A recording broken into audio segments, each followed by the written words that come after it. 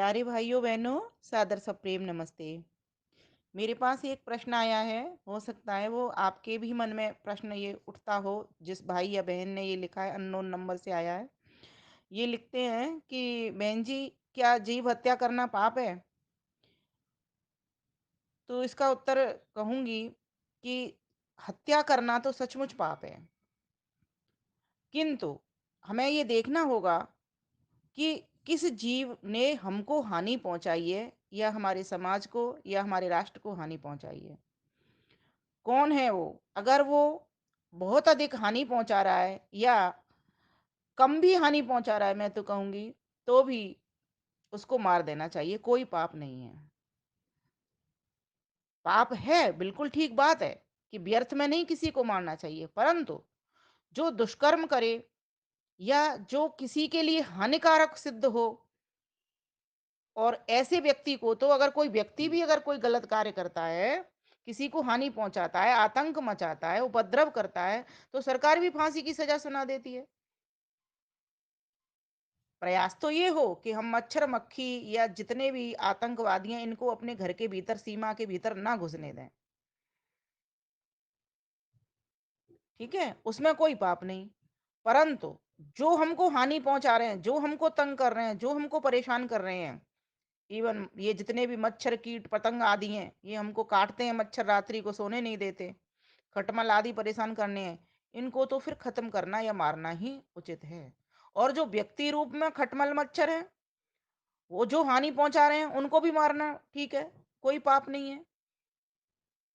क्योंकि मनुष्य योनि सर्वश्रेष्ठ योनि है, इसकी रक्षा करना मनुष्य का परम कर्तव्य है।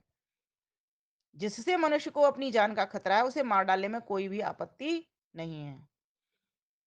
मनुष्य भी अगर मनुष्य जाति के लिए घातक है, तो उसे भी मार डालने में कोई पाप नहीं है। और इसका प्रमाण तो हमको महाभारत में भी मिलता है। श्री कृष्ण भगवान ने अर्जुन को समझाते हुए कहा है कि जो अधर्मी लोग हैं, उनके शरीर को नष्ट करना ही धर्म है। और ऐसे अधर्मी लोगों का संहार करने के लिए महान पुरुष इस संसार में आते हैं और उनका नाश करके सज्जनों की रक्षा करते हैं। और इस शरीर से ही धर्म और अधर्म के कार्य होते हैं, क्योंकि हम सभी जानते हैं आत्मा कभी मरती नहीं है।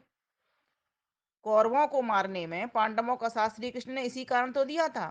क्यों? क्योंकि कौरव अधर्म का कार्य कर रहे थे, तो उनको रोकने के लिए पांडवों का साथ दिया गया, पांडवों को छूट दी गई कि हम एक धर्म अधर्म का युद्ध करवा कर कौरवों को खत्म कर दें। तो इसीलिए असुरों को मारने में कोई पाप नहीं, आतंकियों को मारने में कोई पाप नहीं। कोई मच्छर मक्खी आदि अगर आपको काट रही है, तंग कर रही है, तो उसको भी मारने में कोई पाप नहीं, बल्कि मैं तो कहूंगी उसको पुण्य कर्म है।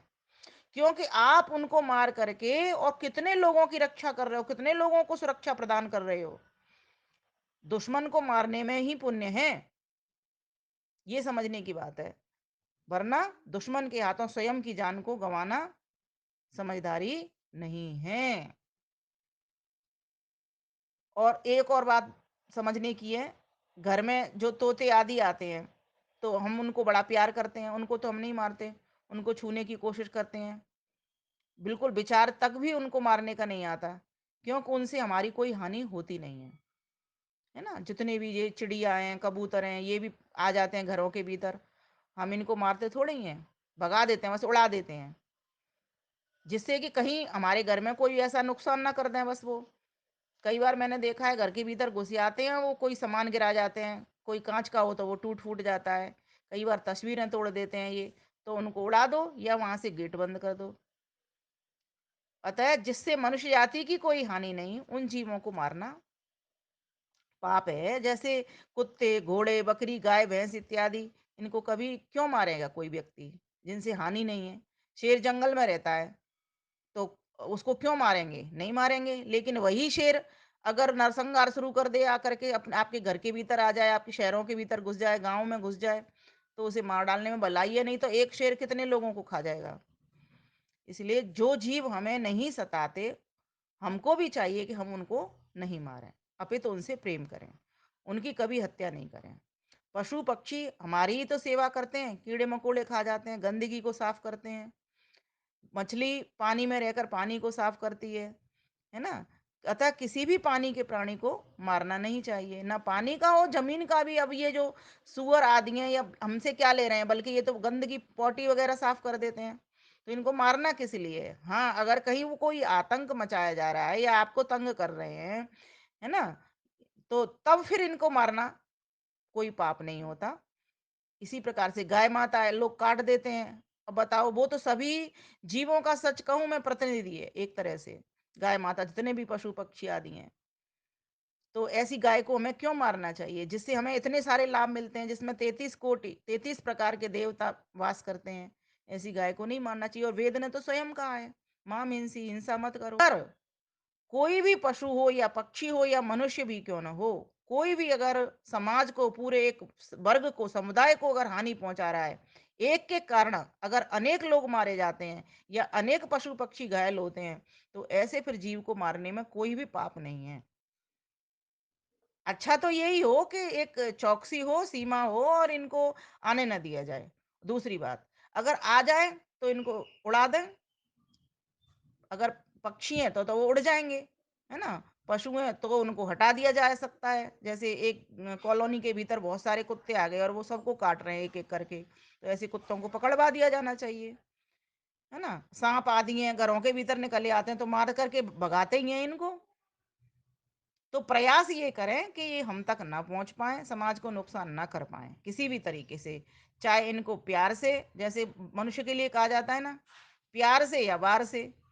तो अब प्यार से कोई चीज नहीं संभल रही है, तो फिर वार करना में कोई भी पाप नहीं है, जबकि वो एक चीज अनेक चीजों को नुकसान पहुंचाती है। तो इसीलिए कोई पाप नहीं है इन मच्छरों को, मक्खियों को मारने में। इनको मारने में ही भलाई है, क्योंकि इनसे कई लोगों की रक्षा एक साथ हो जाती है। तो ये आपके प्रश्न का उत्तर मैंने कम शब्दों में आप तक पहुंचाने का प्रयास किया है, आशा करती हूँ। क्योंकि बहुत से लोगों, और हम स्वयं ही, कॉकरोच घर में निकल आते थे तो हम सोचते ही थे क्या करें, हमें मारे नहीं जा रहे थे वो, लेकिन इतना नुकसान कर रहे थे, हमारे भोजन को छू रहे थे, गंदा कर रहे थे। गलती हमारी है कि हमने आने दिया, उनको गंदगी को पनपने दिया, क्योंकि गंदगी में वो आ गए। लेकिन जब अब आ गए तो अब फिर तो मारना पड़ेगा ही उनको। तो पाप हमें तो लगेगा, किसी को मार रहे हैं तो, और ये पाप भी लगेगा हमने आने दिया।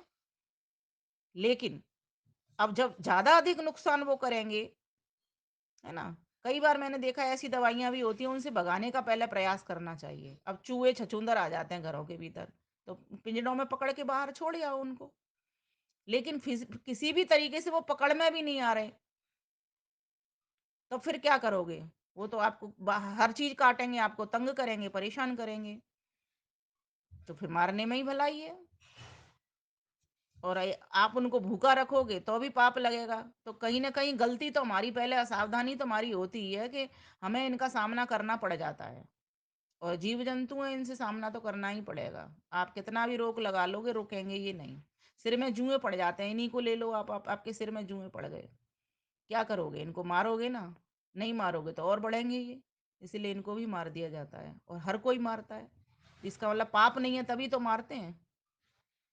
तो जिनसे बहुत अधिक भला नहीं है, और जुओं से तो क्या भला है, कोई भी भला नहीं है। आप ये देखिए, ऐसे भी कुछ जीव हैं जिनसे कोई भला नहीं हो रहा।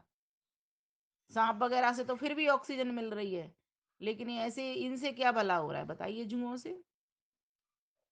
तो इस प्रकार से हम सभी को ये देखना चाहिए जीव कैसा है, कितना नुकसान कर रहा है ना, किस क्वालिटी का है। बहुत सारी चीजें होती हैं, उसके हिसाब से व्यक्ति को दिमाग लगा करके, अगर लग रहा है कि उससे बहुत अधिक हमारे समाज को, वर्ग को नुकसान हो रहा है, तो मारने में कोई भी नुकसान नहीं है, कोई भी पाप नहीं है। धन्यवाद, नमस्ते जी।